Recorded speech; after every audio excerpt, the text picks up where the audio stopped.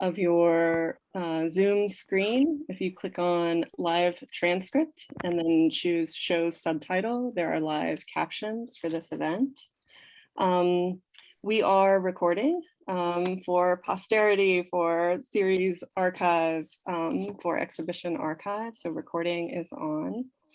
The chat function is on. If you have questions, I'll ask you to submit them in the chat function, but maybe wait towards the end of Jill's lecture, and I'll submit a little reminder there as well. I'm Amy Powell. I'm curator of modern and contemporary art at Krannert Art Museum, and I'm going to begin with land acknowledgement. Krannert Art Museum, as part of the University of Illinois, stands on the lands of the Peoria, Kaskaskia, Piankashaw, Wea, Miami, Mascoutin, Odawa, Sauk, Meskwaki, Kickapoo, Potawatomi, Ojibwe, and Chickasaw nations. These lands were the traditional territory of these indigenous nations prior to their forced removal, and they continue to carry the stories of these nations and their struggles for survival and identity today. As part of a land grant institution dedicated to promoting the critical power of art of the past and present, Krannert Art Museum has a responsibility to acknowledge the peoples of these lands, as well as the histories of dispossession that have allowed for the growth of this university over the last 150 years. We also recognize the particular role images have played in this history. Using our collections, programming, and collaborative relationships, we seek to address and reflect on these histories and the role that the U of I continues to play in shaping them. One other piece of technology here is that you are able to adjust your screen. So if you hover just between the chat boxes on the right of Zoom and Jill's presentation on the left, you can make one smaller or bigger. We host Jill Casid this afternoon, thanks to support from the Art and Design Visitors Committee, the Gerald Biff Contemporary Art Lecture Fund, the Humanities Research Institute, and Krannert Art Museum. Special thanks go to Ben Grosser, Kristen Romberg, Terry Weissman, Antoinette Burton, and Nancy Castro. There are many ways to introduce Jill Casid's work, and for now, I'll note her use of language. An artistic practice, a discourse, a dynamic of power gets turned and turned and turned with such precision in her writing, which still offers substantial air for understanding one of the many mediums Jill theorizes: dying, melancholy, pathos, queer expressivity, to name a few, all of which she thinks through and alongside the mediums otherwise known as film, photography, or drawing. In her work, she brings everything to bear, often breathtakingly simultaneously, never losing the interconnected and complex frames that we may have inherited or make together, whether the psychoanalytic and anti-colonial histories of projection and landscape, contemporary art that pushes the limits of artistic mediums, queer theorizations and attachments, and what remains urgent now, multiple pandemics and doing things with being undone. Jill is my teacher and my mentor, my imagined reader, my sometimes co-conspirator, and one of my favorite humans. For more than 15 years, she has taught me and dozens of others in the house of Casid, artists, curators, professors, rabble-rousers, how to think, write, and live through trauma, how to take care of ourselves and each other by doing work that matters deeply, work that engages what is most at stake. And in fact, I'll say too that whenever I'm fortunate to hear that I'm doing really good work, I think of Jill, because nothing less was imaginable. This is true. Jill teaches by imagining together to manifest what we need and deserve in the world, much less to make it real and to live it. Jill is, I'm gonna make sure folks are muted. Jill Casid is a theorist, historian, practicing artist, and professor of visual studies in the departments of art history and gender and women's studies at the University of Wisconsin-Madison. where she founded and served as the first director of the Center for Visual Cultures. Casid is currently at work on a 2-book project titled Form at the Edges of Life, and that's the material, some of the material we're hearing tonight. Since the publication of Sowing Empire, Landscape and Colonization, which received the College Art Association's Millard Mice Award, she has continued to write on approaches to landscape while pursuing work on the history and theory of photography, queer and trans art practices, and the materializing effects of imaging with scenes of projection, recasting the Enlightenment subject, and on approaches to the global with art history in the wake of the global turn. Her entry titled With Palestine Still is in the just released Journal of Visual Culture Palestine Portfolio, available for free download online. 2021 has seen the first screenings of her powerful short film, untitled Melancholy as Medium, made for the Ford Foundation Gallery's multi-chapter exhibition, Indisposable, Structures of Support After the ADA, curated by Jessica A. Cooley and Anne M. Fox. Jill contributed a powerhouse essay to Krannert Art Museum's exhibition catalog, A Question of Emphasis, Louise Fishman Drawing. And to host her here during the show is a tremendous honor and pleasure. And I'll say too, for Illinois faculty and graduate students on Zoom, we still have room in our in-person workshop with Jill tomorrow morning at 10 a.m. inside the galleries at Krannert Art Museum. So please email me, alpowell@illinois.edu, if you would like to join us tomorrow morning. It is with such gratitude and honor that I turn things over to Jill Casid for her lecture, Doing Things with Being Undone in the Necrocene. Welcome, Jill. Oh, wow. I mean, I thought prepared for this to be a fairly overwhelming experience. And yet one of the many things I've learned in my life is that one is never prepared, you know, the sensations and emotions just arrive as they will, and move us along in all kinds of ways. Being here at the Krannert Museum is such an overwhelming gift, not least that this really extraordinary exhibition of drawings from Louise Fishman and her partner Ingrid Nyboa's collection is happening not as planned, but here after Louise's surprise and untimely passing, which reminds me, I get more how urgent it is to figure out how to do things with being undone.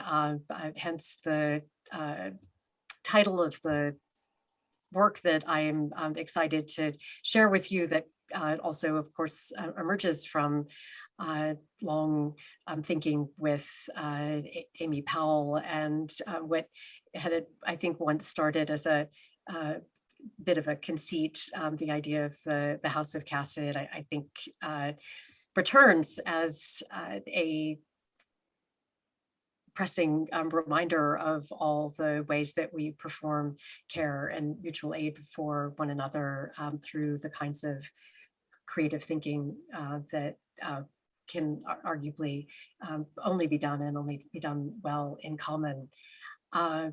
So Amy has already done a land acknowledgement, and yet at the same time, it does seem necessary to underscore that we are here on the unceded territory of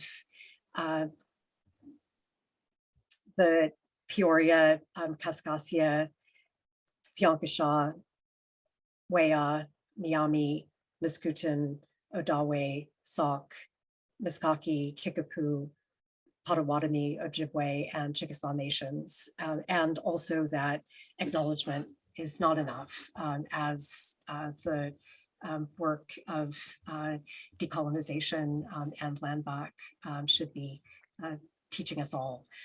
So With that injunction, I want to turn to unfold with you this work that I've been doing toward this book project, and that is going to unfold in a series of scenes. So starting here with scene 1.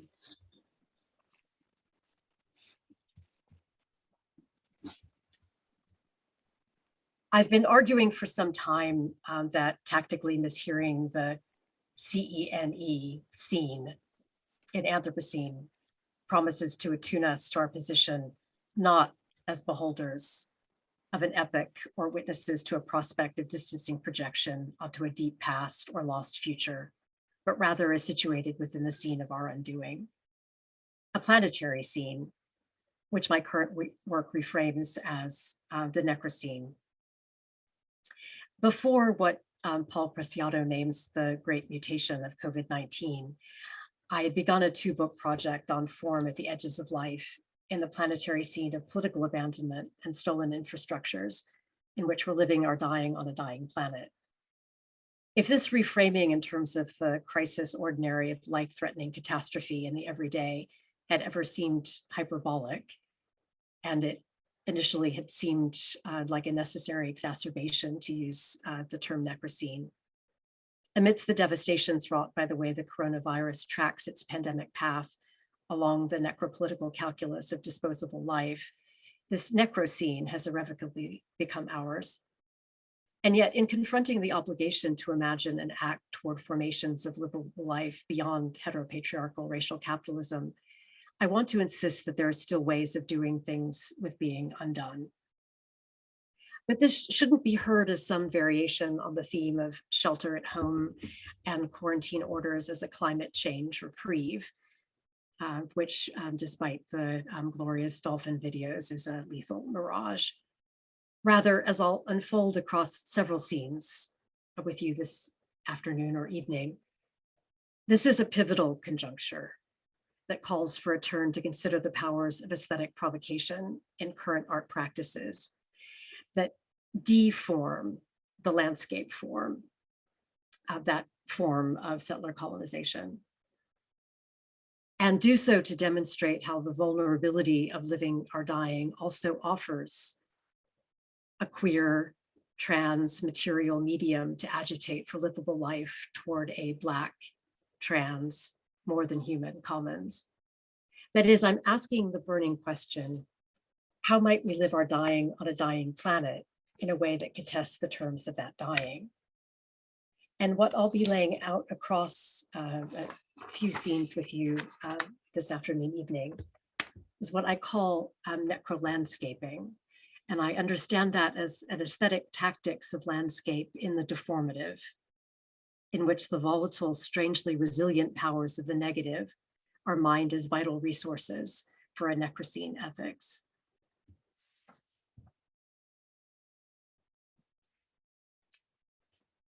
So, scene 2, I never knew such air. That we can't see the viral load of the air we take in, or that of the air that, when exhaled without a mask, weaponizes our bodies, risks becoming the means to unknow the structural violences that are far from just in the air tonight. And yet it's not at all sufficient to know that the I can't breathe of racial, heteropatriarchal capitalist extractivism with its land thefts, everyday police violence, warehousing of life in factories, nursing homes, and prisons, and its stolen infrastructures of care made a world in which a virus could become lethal. How to feel the call of this conjuncture to move outside of death-dealing habit to that wild place in which the air, not of the painted outdoors of a canonical history of art, but of the radical desire to breathe an air of freedom that's not already calculated or known, that is not an already calculated or known dominion, meets the outside of Black life under the sign of unresigned, unquiet, and unsettling death. A death to that system of capture, that political enclosure of anti-Blackness, and that regime of binary gender. How to breathe otherwise in the choking density of such air already suffocatingly thick with the structural pathogens of racial capitalism, and the viruses plural, from HIV/AIDS, a crisis that is not over, to COVID-19, that it renders deadly. Otherwise than the feigned innocence of I never knew, otherwise than the disavowals of I know, but all the same. Here we might take a cue, and I'm not going to play it for you. I'm just going to suggest that you listen on YouTube to this extraordinary rendition by artist Dorian Wood, whose work cues us to rehear the title line, I never knew such air. And in doing so, reattunes us to minor possibility in facing our dying on a dying planet. In their slowed rendition of Malvina Reynolds's The World's Gone Beautiful Because It's About to Die, from their album released last year, Ardor. We can also take a cue from the work of artist Keon Williams. We might start with their video notes on digging that was commissioned by The Shed and that circulates the now dismantled anti-monument, reaching toward warmer suns, that Williams dug on the banks of the Virginia River and along what's now called the Slave Trail, the site of the dock near the Jamestown colony that inaugurates the story of stolen Black life.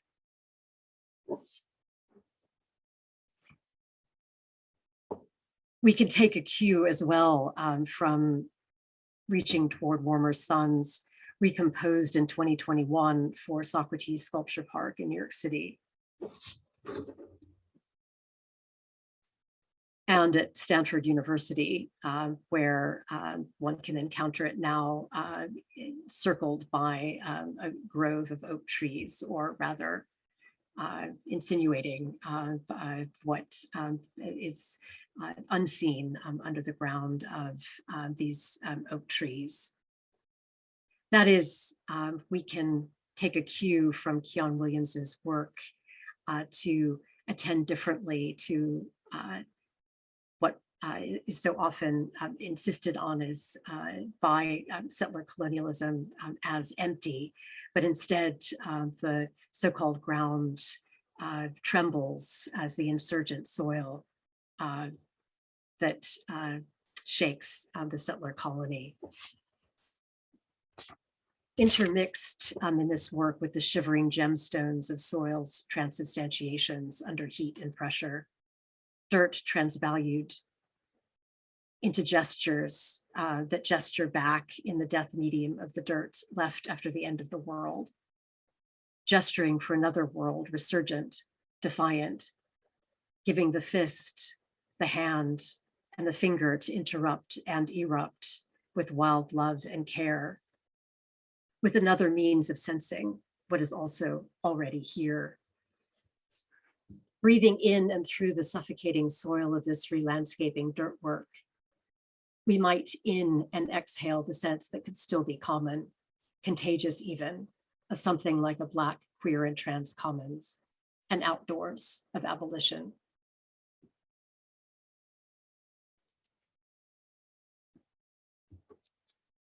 Scene 3. Form, information, and deformation at the edges of life in the situation of global Anthropocene crisis exerts extreme pressure even at the level of syntax. Viral pandemics and living or dying with more than one virus, or COVID-19 meets an AIDS pandemic that isn't over. Planetary apocalypse, global catastrophisms and the deaths of the future, extractivist capitalism and accumulation by dispossession, species extinction, anti-Indigenous, anti-Black, anti-trans, anti-queer, anti-feminine, anti-crip, anti-refugee violence, and fascisms in the everyday, climate change superstorms and wildfires, environmental racisms and slow death, mass incarceration, the warehousing of human life from the nursing home to the meatpacking plant, and the letting die of social death, persistent war and the right to maim, drone warfare without combat, surveillance and killing at a remove, the normalization of terror, exacerbated forms of vulnerability,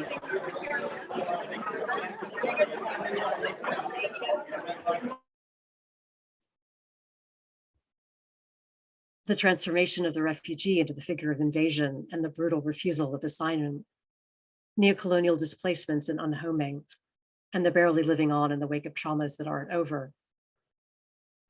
Bursting the sentence as it bursts whatever protective bubble we might have imagined that we lived in. Or in other words, the structural violence of the settler colonial occupation of heteropatriarchal racial capitalism that makes itself over as if verdant flourishing. That green landscape that I'm insisting on calling the Necrocene.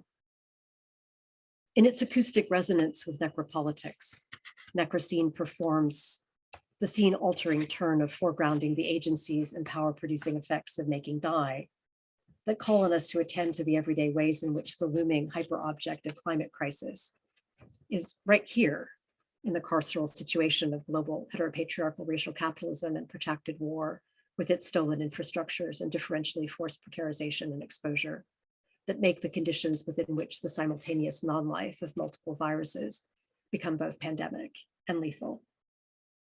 While reframing Anthropocene crisis, Necrocene shifts the emphasis from apocalyptic fantasies of life after life, from death as total extinction, death as abstract state, death as the opposite of life, to death as a felt material presence and active process, by giving us death as at once seen in which we're vulnerably situated, and an unruly, decompositional power in excess of sovereignty. Yet for many of us, the Necrocene is not just an overfamiliar crisis scene, it's already our scene. The one in which our lives are already lived differentially under the sign of disposability, or given to us as not life or not quite life from the start. From the vantage of the multiply dispossessed and yet still here, the Necrocene marks the catastrophe that's already occurred. And we can think here of Keon Williams's title of their latest short video, Piecing Myself Together After the End of the World, and yet recurs in and as the time of crisis ordinary. To confront the Necrocene is to ask the queering question of a transformative, decolonial practice that reckons directly with necropower, to learn to live our dying in ways that contest forced precarization in the name of security and agitate for livable life, for Indigenous, Black, refugee, crip, and trans vitalities that refuse the extractivist terms of life lived as stolen life at the cost of the dispossession and abandonment attendant on the endless war that is the insatiable demand of the settler colonial border.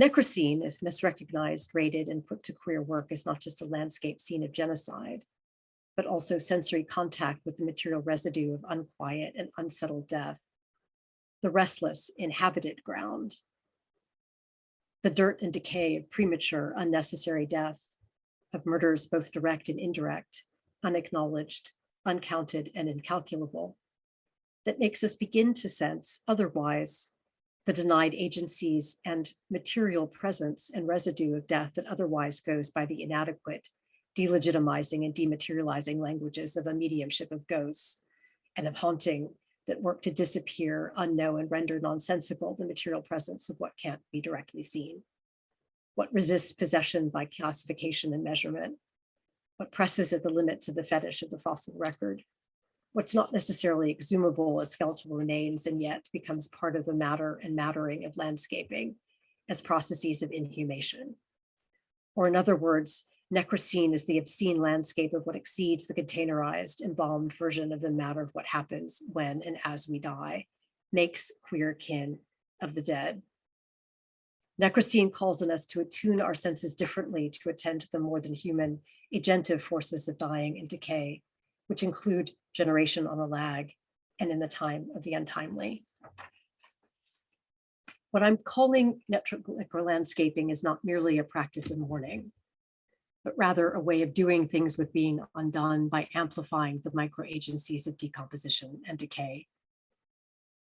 This practice of landscaping, I suggest, offers an aesthetic tactics of landscape and the deformative that mines the volatile, strangely resilient powers of another side of death as a vital resource to contest and endeavor to transform the necropolitical conditions of settler colonial occupation and what I've been calling heteropatriarchal racial capitalism.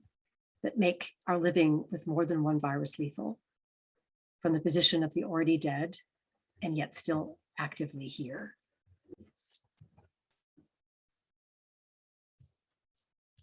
So, garden. Even the winter scarecrow needs to practice how to live. Or so goes the English translation of the title to the book of poems by South Korean poet and gay activist Oh Jun-soo, published in 1993, just 5 years before his untimely death in 1998 from hepatitis due to complications related to HIV/AIDS, whose stigma he was one of the very first in South Korea to fight openly and in print. As a founding member of the first gay rights activist group in Korea, Chodong-ho, and its successor organization, Chimuse, or Between Friends, we might imagine Oh Jun-soo knew a great deal about the practice of friendship and the forging of relations as a way to live.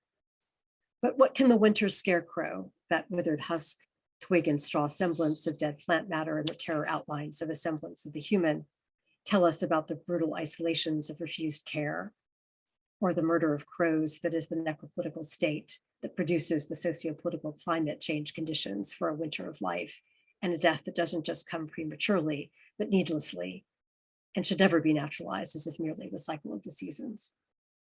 What does the winter scarecrow know about the practice for warding off the ways that boys are turned not into trees, but bundles of bullied twigs, faggots, depopulated from gay cruising grounds, Topgol Park, Namsan Park, and the Nagwon-dong neighborhood of the unarchived and denied queer social topography of the city of Seoul? In the endless war that is the wake of the Cold War, across the gulfs of diasporic queer and queer color losses between the 90s and a pandemic now, in which the AIDS crisis is hardly over, what might we learn about the practice of learning to live our dying to contest the terms of that dying from what little remains of Oh Jun-soo? Well, we might take the cue suggested here and think garden. Los Angeles-based multidisciplinary artist Kang Sung-lee's first solo exhibition in Korea at 1NJ Gallery in Seoul in 2018 summons us into acts of seemingly impossible cross-contamination, transmission, and communion. Side by side, two massive graphite renderings offer us two pebbles that loom like rocky planets now in each other's orbits and ours. One taken from the profusion of stones that are the ground of artist and activist Derek Jarman's Flint Garden in Dungeness, and the other from one of the gay cruising grounds of Seoul, Korea. Diagnosed as HIV positive in December 1986, Jarman, who never traveled to Seoul, found Prospect Cottage when searching in Kent for a bluebell wood to shoot for the film that became The Garden. Over the next 8 years, as Jarman chronicled his fight against AIDS, he gardened on what he described as the impossible bleakness of a flat, windswept expanse of shingle between the sea and the two plant operations, Dungeness A and B, that form the Dungeness nuclear power plant complex, visible in the distance to the side of the cottage. After his death in 1994, Jarman left Prospect Cottage to his lover, Keith Collins, who maintained it until his passing in 2018. Jarman left Prospect after the UK charity Art Fund's crowdfunding campaign that raised the funds to purchase Prospect Cottage from Collins and his trust. The house and garden became transferred to the administration of Creative Folkestone. Last fall's exhibition at the London Garden Museum, Derek Jarman, My Garden's Boundaries Are the Horizon, celebrated the boundaryless garden as an extreme, their word, version of, quote, the right plant in the right place philosophy and expression of a you can garden anywhere resilience. But Jarman spoke of it as a way of sowing dragon's teeth, a queer army defending impropriety. Oh Jun-soo, who never traveled to London or Kent and bequeathed no cottage garden, what trace of how his encounters and bonds might matter? Over the course of 2 years, in 2017 and 18, Kang Sung-lee made multiple visits to Prospect Cottage in Dungeness and to Seoul. less choreographing an impossible conversation between Derek Jarman and Ojun Su than intermingling tracings of dirt, desire, and freedom dreams to propagate what might yet come and become in the composting material afterlives of not just their deaths, but those to which, in the ritual reverence for the not at all disavowed promiscuity of contacts, they might have been and might yet be connected. To the rhythmic weathering sounds of the forces of elemental and social climate, 2 3-channel color video installations transversally map new unanticipated relations between Dungeness and Seoul, Jarman's rocky flint garden and the gay cruising grounds of the Topgol and Namsun parks. On one side, Dungeness appears as a fixed shot of the shifting edge where the long cuspate foreland of beach, made not of sand but of flint shingle, formed by the force of storm waves, meets the turbulent exchanges of the Atlantic Ocean and the sky's atmosphere. On the other, a sequence of wind-trembling views of Prospect Cottage garden kaleidoscope the effects of bright bloom on relentlessly gray days, each close enough to emphasize the labors of care supporting the fragile obduracy of these plantings. Arrangements of driftwood, rusted found iron,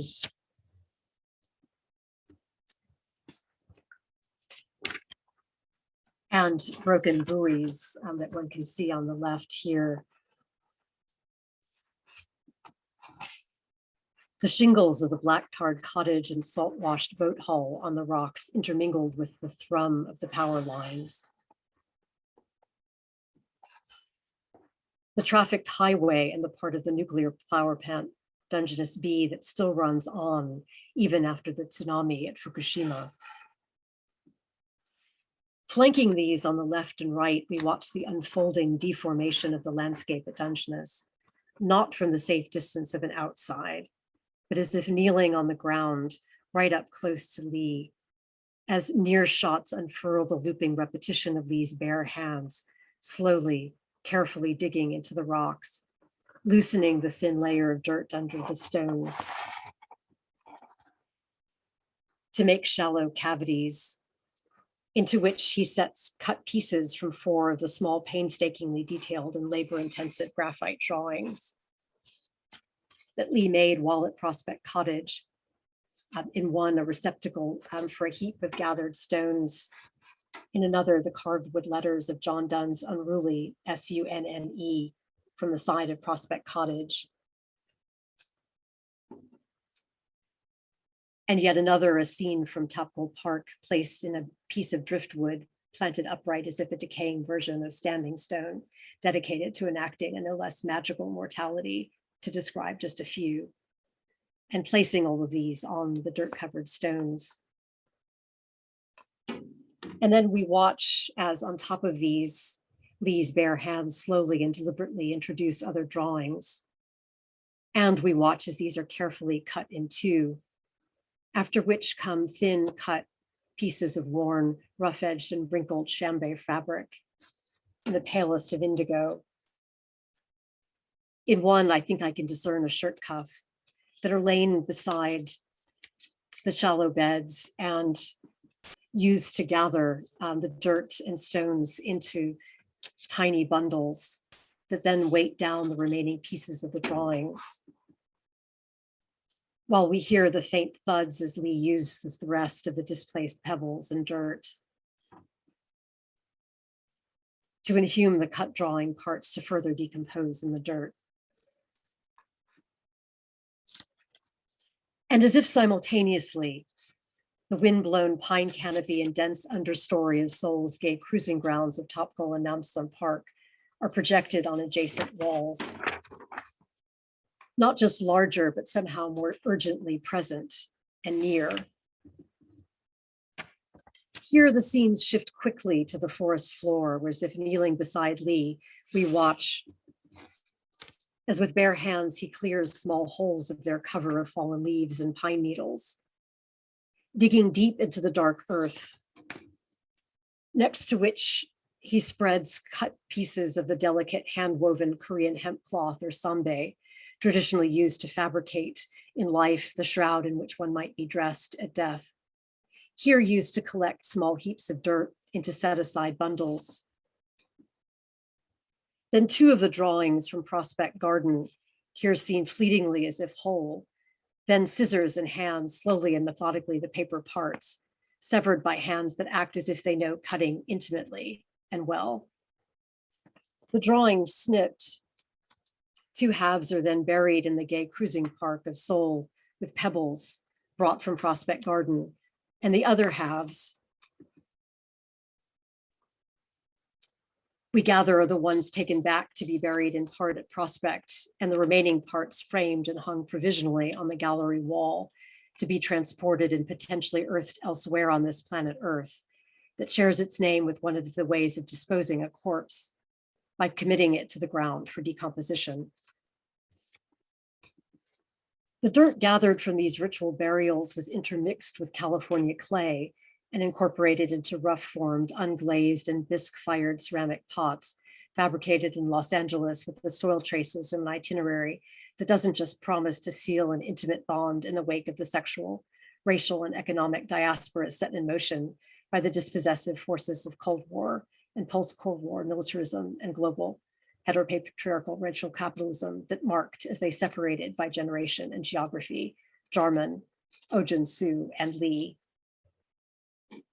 Some of these dirt-bound ceramics are filled with the dried remnants of flowers brought to the gallery by friends. Another sits exposed on the gallery floor on the low rectangular platform in a kind of unvarnished wood used to make the sort of casket not invulnerable to decay that is here overlaid by shroud cloth on which Lee ceremonially embroidered scattered leaves in gold thread from Kyoto and weighted slightly by an array of pebbles from Prospect Garden and Topgolf Park, iron scraps and dried plants from Dungeness, and over them, suspended by more of that gold thread, a pebble worn by the ocean into a glory hole. Another wide-mouthed mixed dirt vessel with its own prominent, if lumpen, glory hole is set on the square entry table, likewise overlaid with gold embroidered shroud cloth weighted by pebbles and dried leaves, where it's surrounded by the mundane, ostensibly unceremonial tools of research practiced as a summoning force. Photographs taken by Lee at Dungeness and in Seoul, a copy of the scrapbook of letters and poems that Ojun Su sent to his friends, copies of O's publications and photos, copies of the meeting documents and notes of the Korean gay activist collective Between Friends. All as if waiting to hold the ashes to come. Offering us garden as a praxis of death care, with and for mortal matter unhinged from the modifying article that would make garden the verdant noun of planted settler colonial possession we may think we know. Setting loose garden as verb, as not so much an archaeological practice of unearthing ephemeral traces of lost histories, as rather more a means of drawing transversal lines of materially energetic connection across the cuts of time and space, to make the nothing to give of no legacy the compost of another kind of inheritance, not of property, but of a queer kind of transgeneration that works the potential of the fragment, the cutting, and the gone to seed, not to return to a lost whole, but rather as a means to forge new relations. The garden, I'm reminded by Lee's 2018 installation at 1 and J, is derived from the vulgar Latin hortus gardinus, an etymological itinerary that condenses in a word a history of enclosure acts, in which the negatively proprietary and exclusionary act of guarding becomes the garden's constitutive function, which is why in place of the guarded garden, or the garden as guarding, garden offers repetitive, ritualized practices that don't guard against intrusion or decay, but rather invite decomposition as a means of strangely generative connection, in and through a transversal vulnerability that seeks not the preservation of identities, but the collectivity and commons of shareable dirt.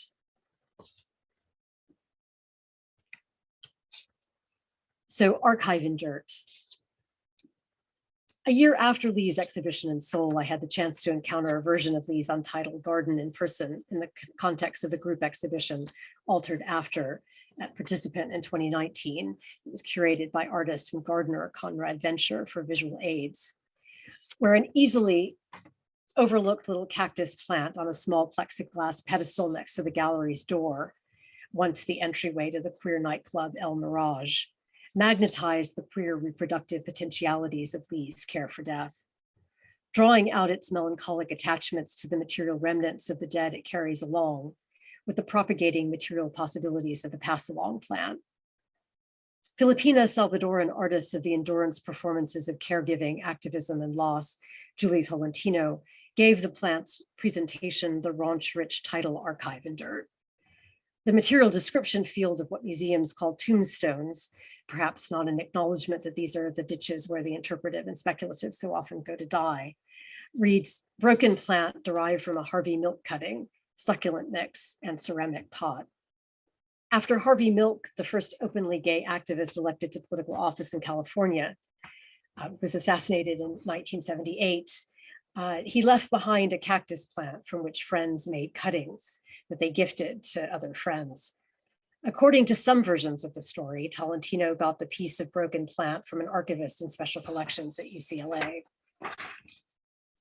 Such rhizomatic kinship networks of care for the consigned to death grow in unpredictable coursings from deformative cuttings, earthings, and tracings. In COVID quarantine, Lee made a graphite rendering of the cactus plant Tolentino calls Harvey. For the artist's project, Lee designed as its own pass-along perforated edge tear out for the print edition of the summer 2020 issue of the LA-based art journal Extra, where the Harvey Milk broken cactus abuts a drawing of the California poppy pods from Prospect Cottage Gary Clayton sent to Lee after the sudden death in August 2018, and at the age of 54, of his husband and Derek Jarman's lover, Keith Collins, who'd just been diagnosed with a brain tumor. These are assembled with photographs of a broken tree in Seoul, now hosting a pebble from Prospect Cottage, the Flint Beach at Dungeness, dark graphite in the forest floor of the gay cruising grounds of Seoul, Korea, overlaid, or is it pierced, by photographs of a suspended glory hole pebble, a remnant of sea glass, scratched with the word life. A curtain embroidered with the outline of a plant with a heart where its flower might have been, and a heap of lavender seeds gathered at Prospect Cottage starting in the 1980s. In Porous Bodies, artist Leslie Dick writes evocatively for Extra these intertwined histories and images as queer, time-intensive care labors for, quote, projecting a lineage of queer relations, a chosen family tree unfolding in time. But there's another unruly, unpredictable side, less arborific and more arsenic and activist old lace, at once more seedy and less in time, that doesn't just gather and mix dirt, but refuses the sanitized presumptions of reproductive generation, that takes its joys tinctured with an unrelenting rage and makes its graves open. Its earthing common, its aspirations both haunting and vulnerably materializing, its queer generation a way to propagate without heterosexual reproduction. So my last scene, going to seed. Let's return to where land and sea edge and verge in the insurgent deformative transpoetics of the what if of death that foams in and out of the seemingly settled ground and matter of the normative. In Sowing Empire, I observed that the founding paternal gestures of dispossession and possession take the form of scenes of displacement, of making diasporic, that is, scenes of scattered seed. Quote, with the materializing metaphor of planting scattered seed, that is the practices of agriculture and landscaping as heterosexual reproduction, to plant was to produce colonies and to generate subjects to sustain them. However, such ostensibly founding scenes of dissemination and propagation from cuttings as devices of bio and necropower set the stage for other possibilities. For there's arguably nothing predictable about the effects of cutting, earthing, composting and decay that turn death and life into emergent forms. Take the migratory declaration carved into the wooden sign at the entrance to the Transgender Memorial Garden in St. Louis, Missouri, planted by members of the Metro Trans umbrella group and dedicated October 18, 2015, to those lives lost worldwide to anti-trans violence. They tried to bury us. They didn't know we were seeds. A digital diaspora moving across t-shirts for the Transgender Day of Remembrance. Banners carried at marches in Mexico City in the name of the Ayotzinapa at 43. Students disappeared on their way to a demonstration. Posters at protests, as well as banners in defense of DACA. This activist meme, popularized by the Zapatistas in the 1990s, was adapted by way of its translation in 1979 and then again in 1995 from a 1978 couplet by Greek writer of homoerotic verse, Dinos Christianopoulos, the pen name of Constantino Dimitriadis, who adapted the ancient story of Cadmus, who sowed an army of warriors from the magical seeds of dragon's teeth to mine the metamorphic necroerotics of classical myth to raise an army of the dead against heteronormative claims to the natural. What didn't you do to bury me? But you forgot that I was a seed. The planting of a version of these words on the site of the Transgender Memorial Garden in St. Louis, Missouri, carries a particular charge from its proximity to Ferguson, where the protests surrounding the police murder of Michael Brown were pivotal in galvanizing what's become the Black Lives Matter movement. The promiscuous popularity of this clarion call of the discarded and buried that turns out to be seeds risks erasing important differences with blanket generalizations that we're all mortal, while foreclosing any reckoning with loss as loss by covering over the space of loss with signs of life as the promise of resurgence and resurrection. At the same time, however, rather than a covering over of pain and loss or the segregation of loss into not just discrete and marginalized, but also uncounted losses, the landscape of the discarded and buried as unanticipated seed renders the Necrocene not an inert past or a foreclosed future, but a roiling compost of a present, in which the landscape of the Necrocene is mined not just by the military, pharmaco, and agro-industrial complex, but also by the discarded, discounted, and buried as stigmatic, agitating difference that refuses assimilation and calls for justice and reparation. In English, there's a metaphorical phrase for disqualified, insufficient life, gone to seed. Going to seed, however, derives its power from forms of plant matter that become no longer harvestable or extractable because their energy has gone into the making of seed. A negative phrase of disparagement, gone to seed, points to what's not at all merely metaphorical, that is, to the unsettled and unsettling processes of propagation from cuttings, decay, and alternative forms of resistant generation from within seemingly dead landscapes and landscapes of the dead. Putting on scene the queering question of how dying, decay, and decomposition may be used as material media to agitate for livable life runs many, many risks, not least that each of these scenes might be taken not merely to feature, but also to hinge solely on the labors of the living. And yet it's precisely the presumption that something we call human life is now suddenly at precipitous risk that's not merely obscene in its erasure of fugitive thrivings, but also in its denials that death acts in excess of necropatriarchal sovereignty. Making and letting die, as we know, are the tools of necropower that lie in the surface optimizations of biopolitics. But the other side of necropower is not just the power of risking death and wagering life in acts of political suicide. The other side of necropower is that agency beyond the deadly terms of sovereignty and personhood that goes by the insufficient names of haunting and the spectral. To attune to this dimension runs the risk of a mediumship of ghosts. To open this scene of the Anthropocene to the uncertain and unpredictable powers of what happens in the intra-actions of the dying and decomposing across forms of matter and the stateless states of decay in ways that refuse the resignations of apocalypse. However, the aperture that going to seed and propagation from cuttings rends in our situation in the wake of the settler colonial present of global racial capitalism is neither a matter of faith nor hope, but rather another aspect of the lag and lack of the material reality of latency as a property of disposable, displaceable, and displaced matter that may exceed or challenge our apprehension, but is no less real, no less matter that matters. Necrolandscaping is not a practice of and for the necropolis of carceral heteropatriarchal racial capitalism that teaches lessons in the disappearing acts of dispossession that deny the unsettled and unsettling presence and contestations of more than human dying in the Necrocene, but a way of doing things with being undone in recueing our apprehension to attend to the forces not necessarily of the grand gestures, but rather aesthetic praxis as ways of activating the transmogrifying potential in the small frictions of resistance in and across the agitating differences still here in the unsettled settler colonial ground of the landscape of Necrocene life.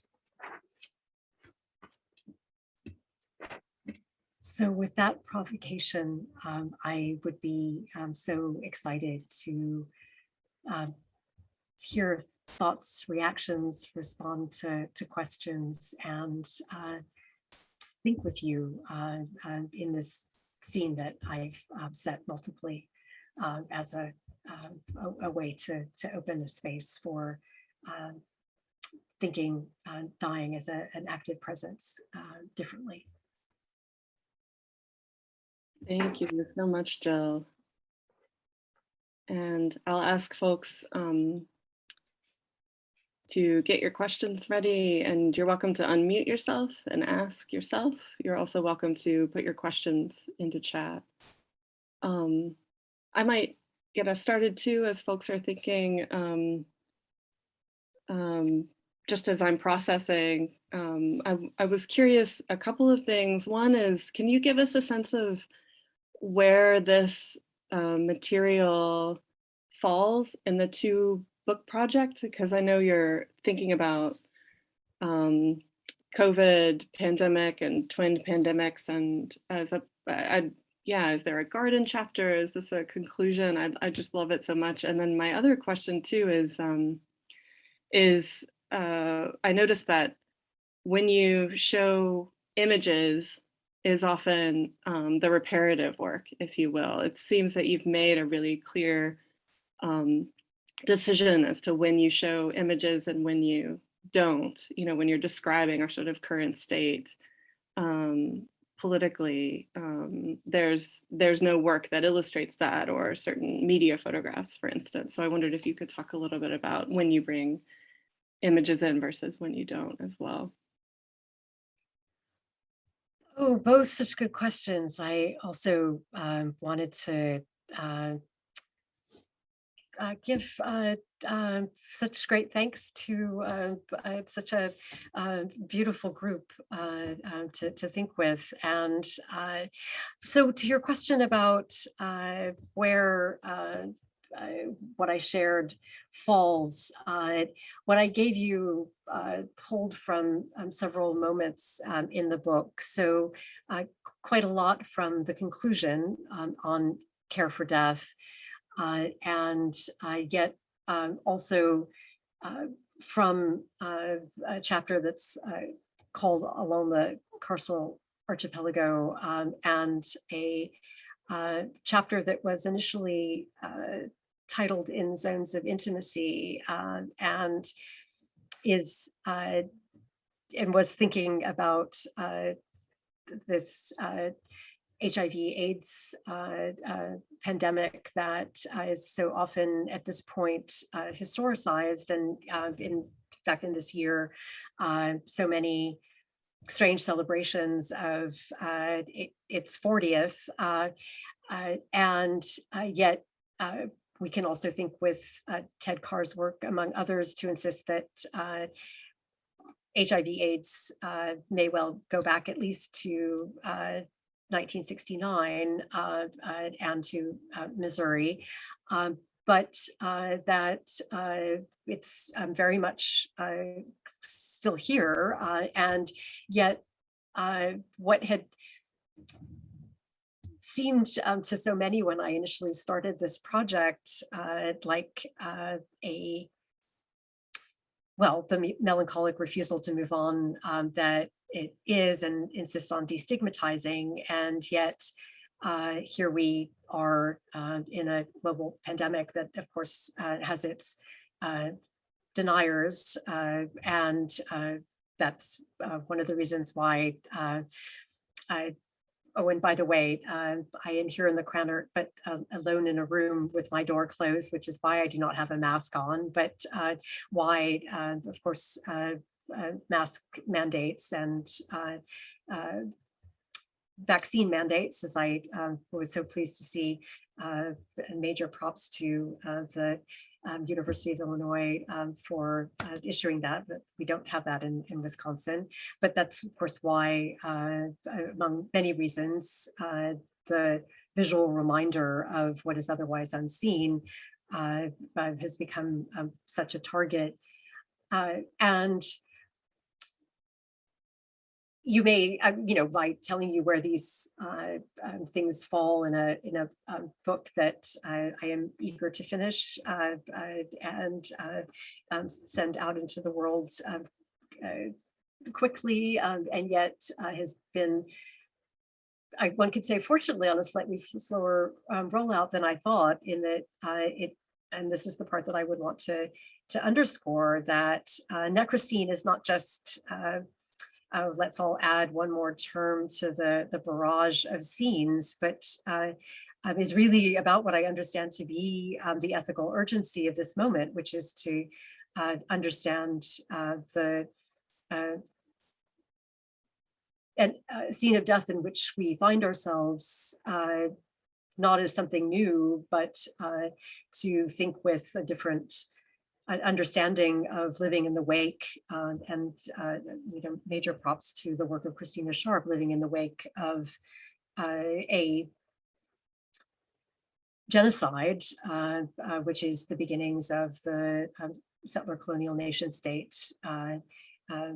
within which I'm giving this talk, and that is the so-called United States, and thinking with the work of the climate scientists who gave us the Orbis hypothesis, who have given us a date that we might contest, but I think is actually critically useful, 1610 CE. We can think about this scene as forcing us to grapple with what settler coloniality and the afterlives, Sadie of Hartman's formulation of the plantation have wrought. And in thinking that scene as a scene in which death is active in ways yet also other than the will of a necropolitical sovereignty that could seem to, in some formulations, have a kind of not just all-encompassing power, but a collapsed distance between cause and effect, and a kind of purposeful and unilateral directional aim to give us a sense of the other ways in which death as decomposition may work. And it's so interesting that you went to the reparative word concept, Amy. I have wrestled with Eve Sedgwick's magnificently titled, You're So Paranoid, You'll Think This Essay Is About You, essay, what feels like my entire career. And that's the piece that so provocatively gives us a way to do something else alongside the paranoid mode. And I read it, I suppose, a bit the way Berlant does in not refusing the paranoid mode and replacing it with the so-called reparative, but interlinking these. I, at the same time, understand this work not necessarily to repair in the sense that I understand them as setting processes in motion, as I want to resist the way of, and I'm not suggesting that you meant it this way at all. It's more that I am taking the occasion of your beautiful question as a way of resisting that version of repair that satisfies that urgent wish to immediately sew things up. And I understand them to also in certain ways be urgently finding ways to care and yet holding open the wound. I understand them as also forms of a kind of exacerbation alongside a ways of finding joy, that is doing more than one operation at the same time. And I suppose that's why I yes, am insisting on putting us into a state in which we can, am imagining already, conjure up the media images that are working their way through us, and at the same time asking us to see them and feel them differently. I'm hoping by the interaction of the words and these art practices that I am thinking with and actively thinking with. And that was a very long response. And Jennifer, I saw that you had your hand raised, and I hope that I didn't stop that question. If nope, you did it. Oh, I'm good. Here. Hello. Hi. Hello. I hope Thank you you didn't so feel much like you had to cut yourself off. I was like taking notes on your answer. So. Well, we can circle back because there's a lot there that I really put out so sketchily. So my question's like on such another note, but I couldn't help but notice like just sort of like the effect of your talk and the way you kind of wrote it, and the sort of cadence of this repeated, and sometimes you put carceral in front, heteropatriarchal racial capitalism, which felt like this weird refrain. And I was just sitting there listening, trying to figure out how that like felt to have that refrain keep coming back. Whereas when you were sort of talking about your case studies, you know, yeah, you repeated some of the same words, but you were putting them in different formations and recombining and sort of creating new things. Whereas the sort of enemy keeps coming back in the same form. And for me, the effect was this kind of like, I'm going to name my enemy and almost like bind the enemy by like naming it or something like that. But I can only imagine that this is intentional, because there was that one moment where you're like, what I have been calling heteropatriarchal racial capitalism. So I don't know if that's like an intentional thing you do, but I'd love to hear, you know, how you deploy that, if that's the right word. well,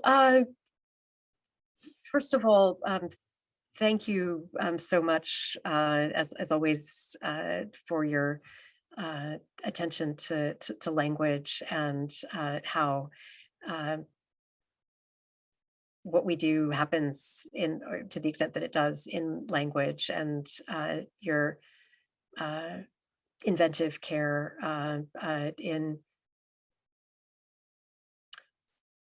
showing us all the ways that ekphrasis can work and work ethically and politically. And I have found a certain kind of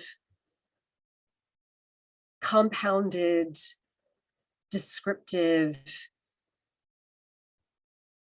too muchness, that overburdened multisyllabic refrain to operate, I hope, less as a comic in which the weight of some system or regime keeps coming back like some kind of thunderous, giant foot, and the response is to keep burrowing as deep into the mud and splash as much of it out as possible to do some kind of response. I'm hoping rather that, and it's an interesting question. I understood it to be a necessary reminding shorthand for the processes that I imagined was being critically spun and not just responded to in the aesthetic practices that I'm thinking with. That is that I understand them to be taking that regime or system and moving it from the abstract into the matter and mattering of death and decay, and working it. And so what I hoped was less maybe, another way to put this would be sort of Punch and Judy show, and more that there's a certain kind of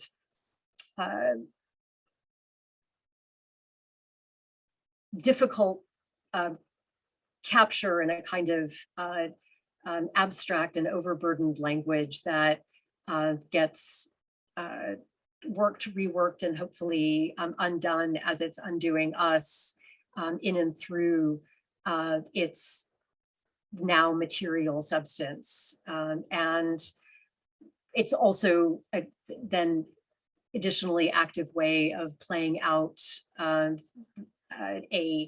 what I'm hoping is really thickly palpable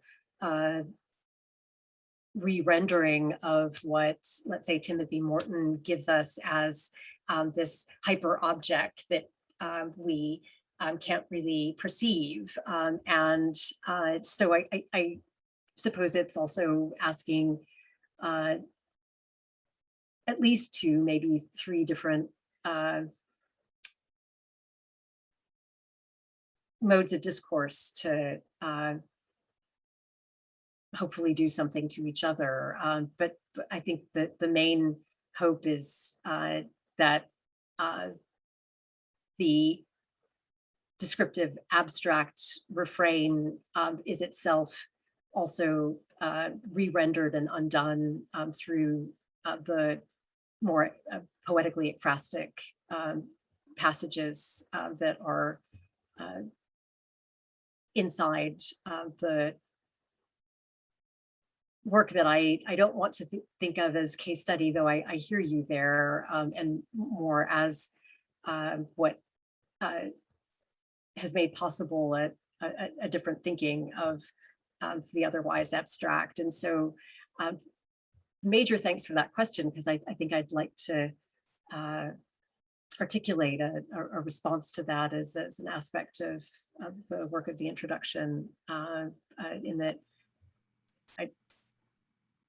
yes, it's intentional, and yet I'm not sure that it works in the same way, maybe without that meta reflection. So thank you for the chance to. No, I love it because that. Like another name for it could be like freedom, right? I mean, so I think this materialization of the difficulty of all of the, pressures of that compound concept is really great. So thanks for explaining. Which is a word that, of course, has this terrible tension already in it, right? The how does one make a free domain? But yeah. Mhm.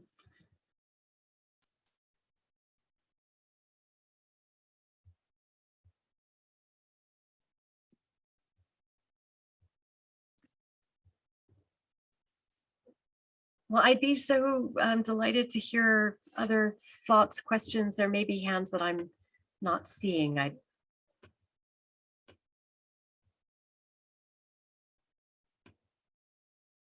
also just want to say I see so many names that I'm so delighted are here. And I turned my screen off so that I could see you all.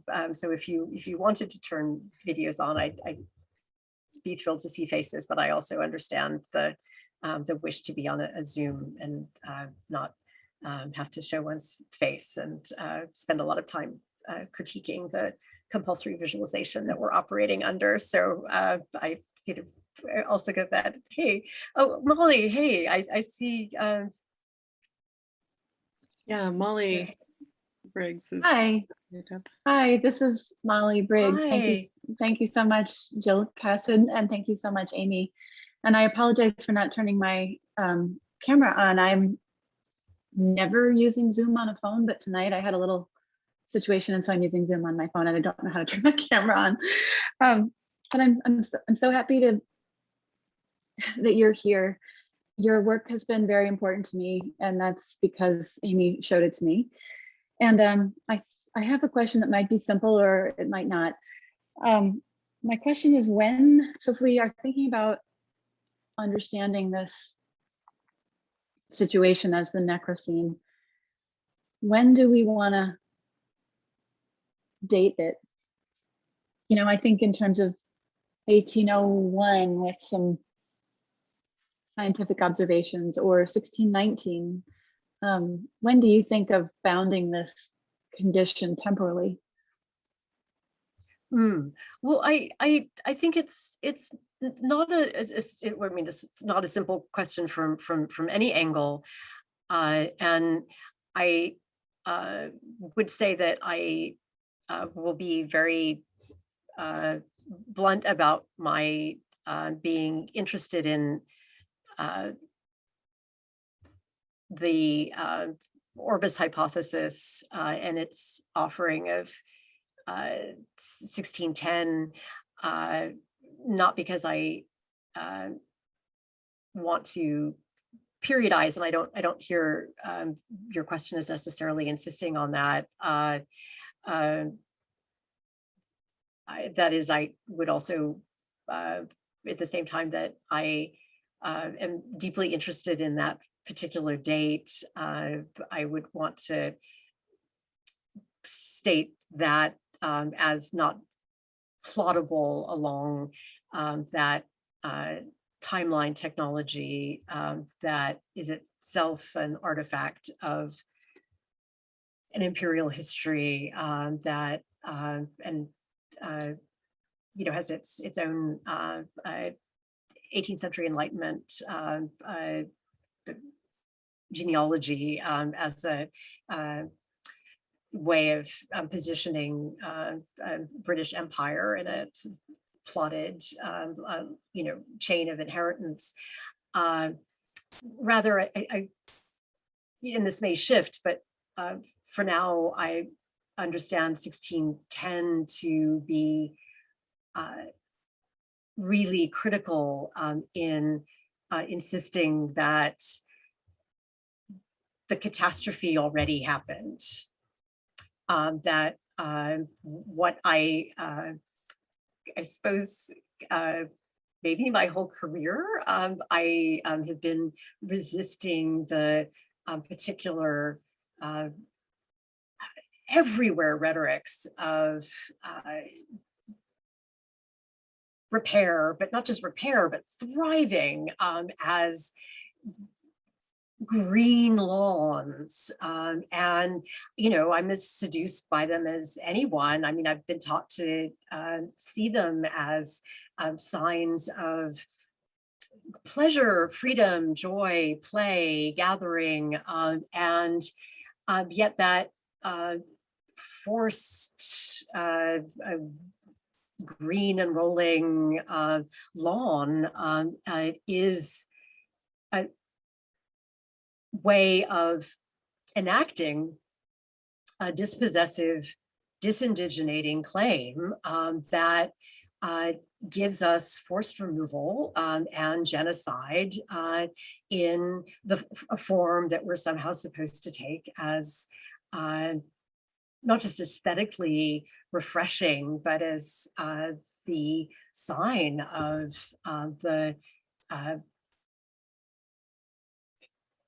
possibility that aesthetics would be quite physically restorative, that it becomes the sign of health, of somehow life-giving breath. And what I understand the Necrocene to also do is to insist that catastrophe already occurred, but it's not back in time. Rather, that dispossessive gesture is right here.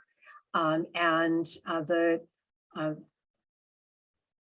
desire to think with these art projects, I'm so interested in dirt and what it carries along is, of course, then not just an interest in seeds as seeds, although it is also that, but in the traces, the latencies, the material remnants that aren't necessarily exhumable and labeled and exhibitable, but may still be exerting some kind of force, even in a micro way. And so I understand it to be, another way to put this would be less a historical question than a political question. And that understanding of or re-understanding of the Anthropocene as having a different beginning also means that I'm hoping we dislodge the anthro or anthropo as the central actor to usher in other agencies, including that agency that is understood as inimical to the human. So death and decay in all of its many forms. So hugely grateful to you for that question, Molly, and there's so much more to say. So I will look forward to what I hope are other chances to converse. And I also wanted to say that no apologies necessary for all the ways that we or try to connect with one another. And even as I expressed a desire to see faces, I also want to resist that intrusive surveilling force that would insist that the only ways to appear to each other are as faces in these Hollywood rectangles. So it was a total pleasure to get to hear your voice. So thank you. Thank you for all those thoughts. And I'm hoping to meet you tomorrow at the museum, but you've left me with plenty to think about. And so thank you. Oh, great. Oh, I hope you'll come. And so excited to have this chance to do the workshop in the convergence of amazing shows. Oh my God. I mean, I just kept exclaiming to Amy that if only I could, have a chance to teach on the regular with exhibits like these. I mean, between the gay semiotics and crib asterisks alongside Amy's reframing of the modern and contemporary collection, and then of course the Louise Fishman drawing exhibition. Anyway, you are all very lucky, and I hope you know, and it's just a dream to get to think with this collection. And Daniel, I see that you have your hand, and it's so great to see you, and thank you for making time. That really means a lot to me. Thank you. Yeah, no, it's good to see you again. Hasn't been that long, but it's good. Yeah, well, thanks for that. Obviously, really fascinating talk. I really liked what you were saying about the green fields as opposed to kind of the necro landscape, because I've been getting very into mushroom hunting over the past year, which of course is kind of going through a landscape looking for decay, actually, rather than the thriving tree is of no interest. You want to look for the dead or the dying tree. So it felt very relevant, but that was just sort of a side note. I did have kind of maybe a too narrowly art historical question, but I'll try it anyway, because it occurred to me that a lot of the art that you're showing has a pretty direct relationship to Robert Smithson's, site non-site dialectic, except, of course, the kind of movement of the material, the displacement has this sort of relation to relics and to memory and death, which is, if not absent in Smithson, then pretty different. And then, of course, in Smithson, the kind of historical vision that he has is entropy. Everything just kind of falling apart, which to me feels like a really unappealing and maybe sort of unethical position from this point of view, which maybe was available to his kind of subject position to sort of wallow in the apocalypse. It doesn't seem available to us.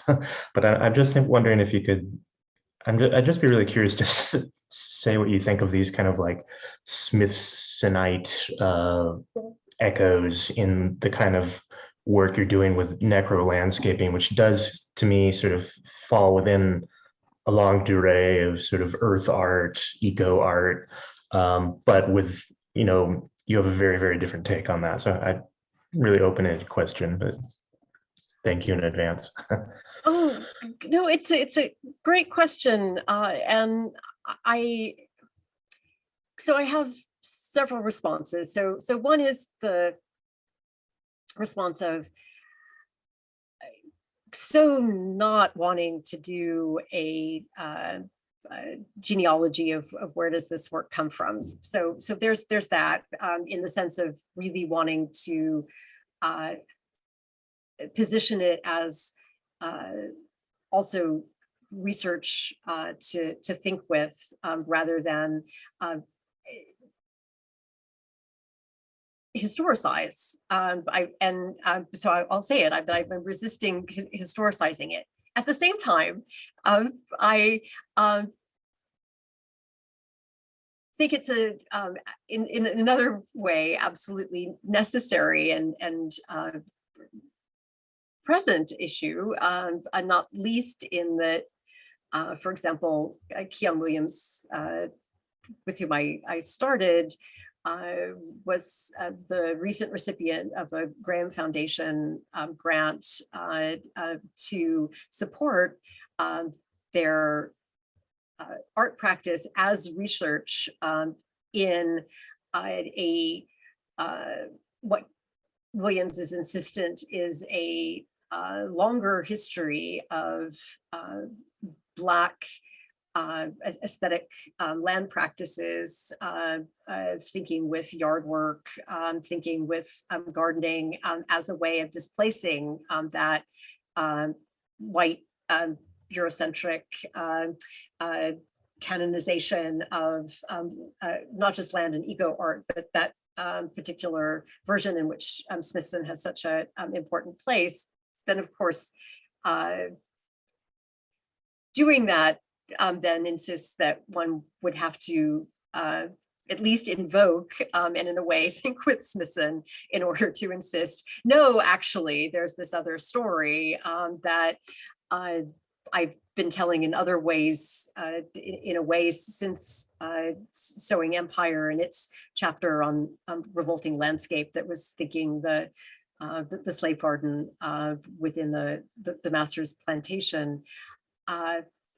And in some ways,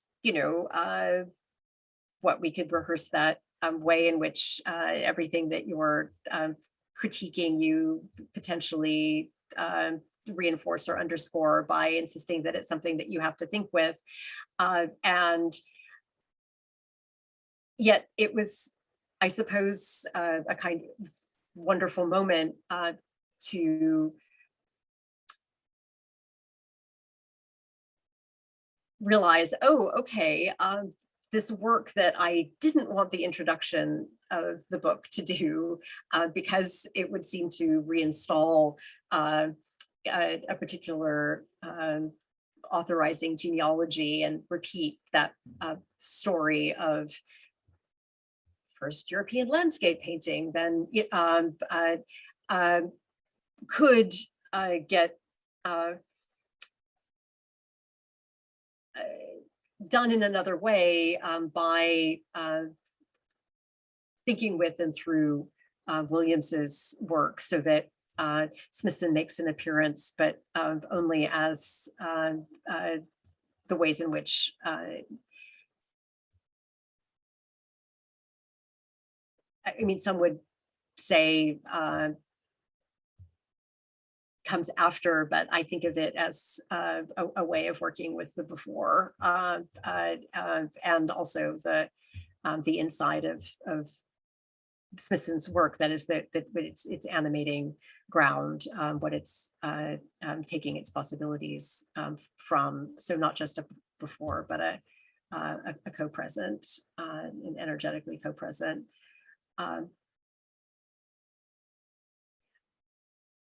And that was a really exciting moment to realize, oh, okay, I can do this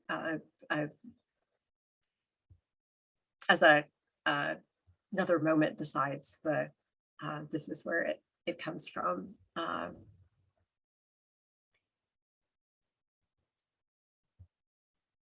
don't know if that addresses your question, but, No, it makes perfect sense, and I felt a little bad even asking it exactly for that reason. It's sort of like, well, it all has to come from the canonical guy that we all know, and it obviously doesn't. But no, it was no, that makes total sense, and yeah, thank you.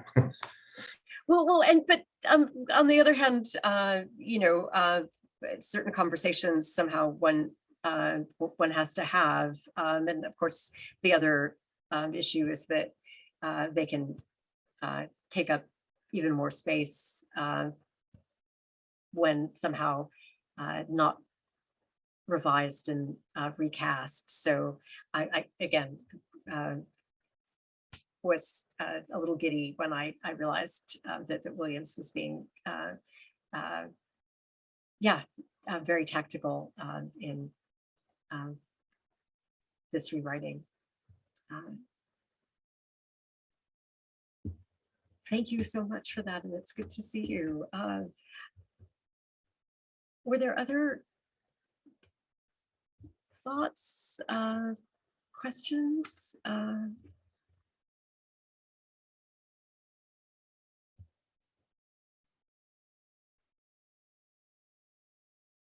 Oh, Kristen, hi. Hey, so I think this may be a very simple clarification, or it might be more of a larger question, I'm not sure.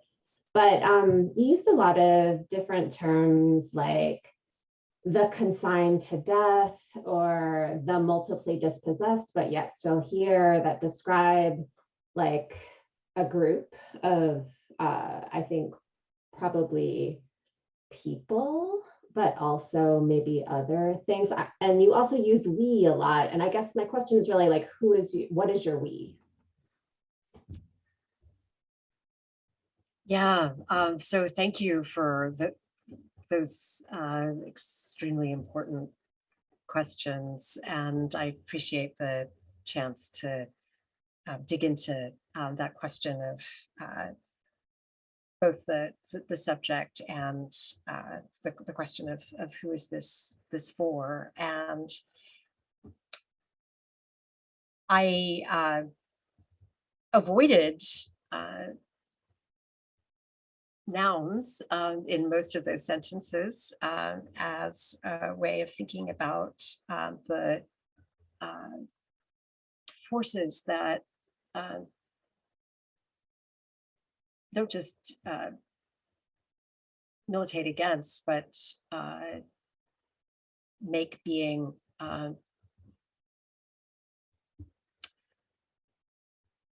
often impossible, and yet wanting to think with the profound lessons of Afro-pessimism and what it's taught us about anti-Blackness, while thinking at the same time about the ways that necropolitics and the necropolitical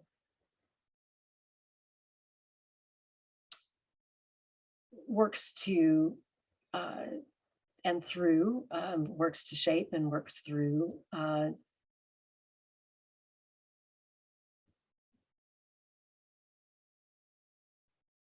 the earth itself, and so many other forms of what gets designated as non-being. And it was a very quick moment at the beginning in setting up when I spoke of risking a we, and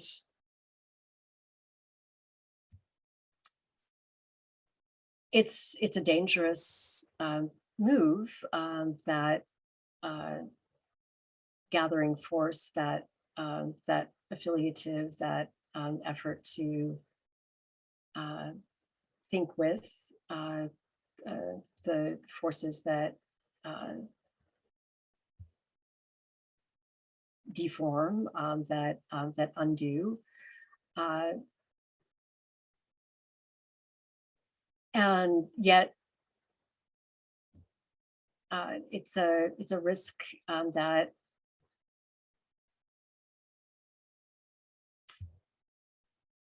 I'm taking, and not just on the level of analytic language. That is that I think this is a moment, but not the only one, in which at the same time that as someone claimed by whiteness, as someone claimed by binary gender, as a woman, as someone claimed by historical forces as now citizen descended from refugees, claimed by another set of dispossessive forces, now in a place to which I have no rightful claim, claimed also by a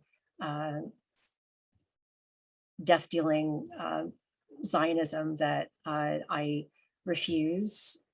I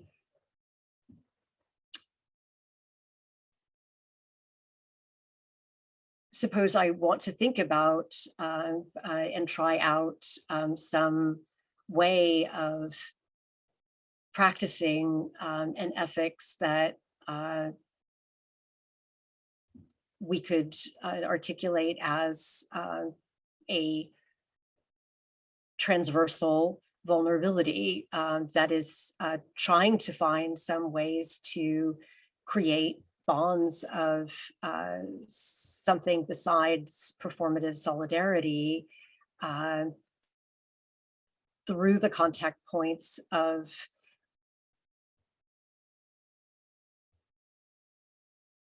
our wounds and losses that are incommensurable.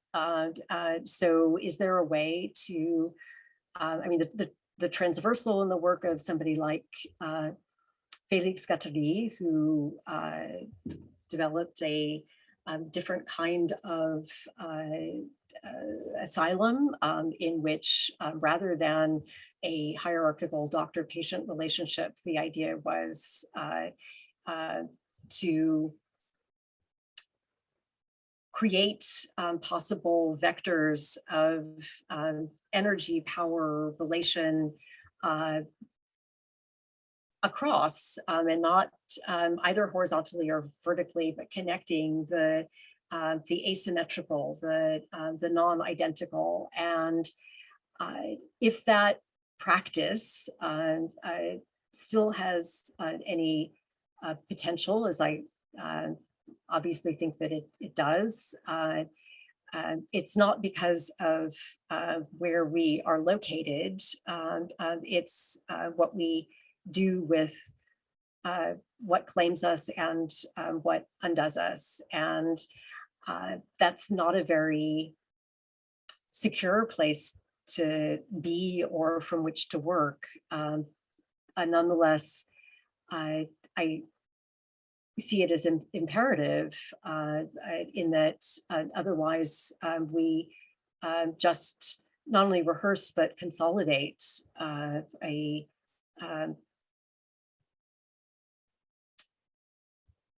set of impossible locations to which we assign fixed attributes. And I think of this this we as a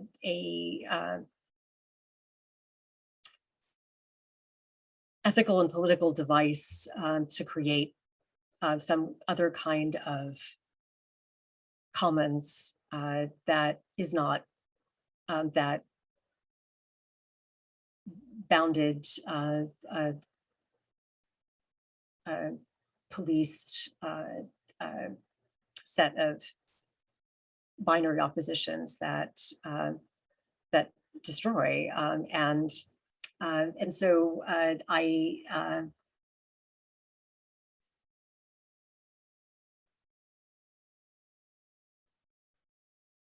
think I'm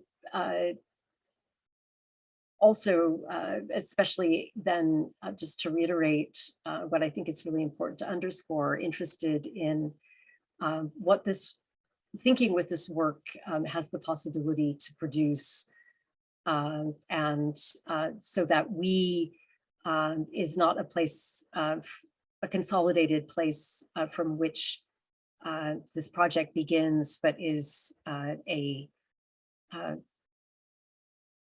effort to produce such a commons. So it's a call to a possible commons. Thank you. That was way more of an answer than I thought, than I expected. It's great, thanks. Thank you so much. I think I think with that, unless there's anyone else who has a burning final question.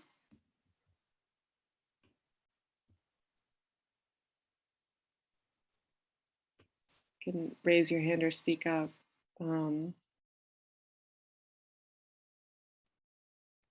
I just want to thank you all so much. These were all really exciting, striking questions, and I'm super grateful. And I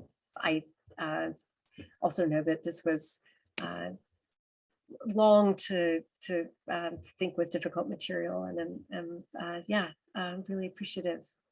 Oh, we are so appreciative, Jill. Thank you so much for doing the in-person visit and the Zoom lecture, which actually makes so much possible too for folks to join us from elsewhere. So thank you everyone for coming, and we'll say good evening. Thank you so much, Jill. Oh, thank you.